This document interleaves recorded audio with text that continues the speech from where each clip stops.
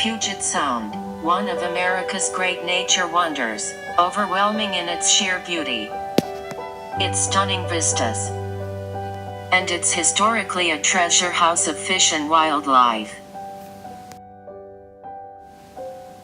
But today the Sound is in peril.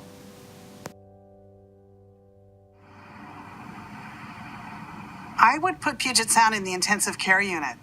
The situation is critical. We've known for decades that Puget Sound had serious issues, but we're at a point now where the species that are almost extinct are telling us we've got some real bottom line problems here. When we look from the surface, the water is so clean and so apparent. While it's unbelievable that if we diving underwater, we could see how horrible it's been polluted. Puget Sound is our front yard. Would you allow your front yard to be sick?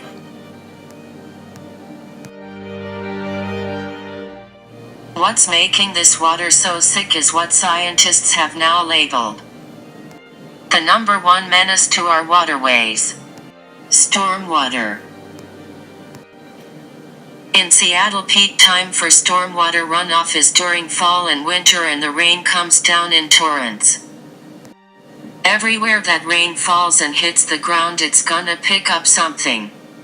It might be nothing more hazardous than dirt, or it might be PCBs. It might be some toxic pesticide, and it will travel along with the water into the nearest drainage ditch, into the nearest swale, into a creek, into a river, and ultimately into Puget Sound.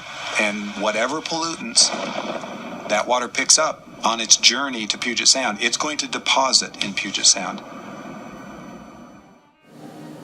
We put in about 150,000 pounds a day of untreated toxics into Puget Sound.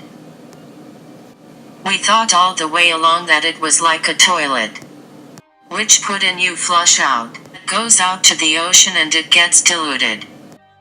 We know that is not true. Like a bathtub, so what you put in stays there. The heart of the problem is concrete asphalt, streets, sidewalks, buildings, shopping centers, suburban housing rooftops, hard surfaces. What scientists call impervious surfaces, that block the downpour of rain from naturally sinking into the ground. How the land is developed, how intensely, will have a direct impact on the quality of stormwater. You take down a forested area and replace it with pavement or a rooftop, and instead of almost all of the water slowly moving through the forest canopy and down to the ground, infiltrating down into groundwater, where it will move slowly, that water, the day it lands, within minutes of it hitting the ground, it's going to be gone. Thus the key to stormwater runoff is land use, how we develop and use our land. In King County, it has become a laboratory for testing the politics of land use.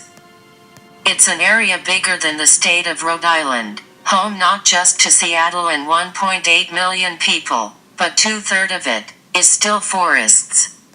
So it's an area where environmentalists want to strictly control the pace of development. You have to protect our forests. You have to, in our agricultural areas. You must.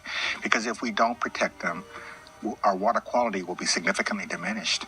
And why sacrifice clean water for growth? The waters that come off this 90,000 acres flow into the Snoqualmie River, which flows into Lake Washington, which flows into Puget Sound.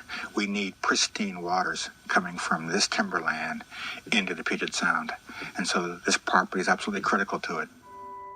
Washington State Growth Management Act directs local government leaders like SIM to concentrate new growth in cities, and to prevent sprawl in lightly populated rural areas.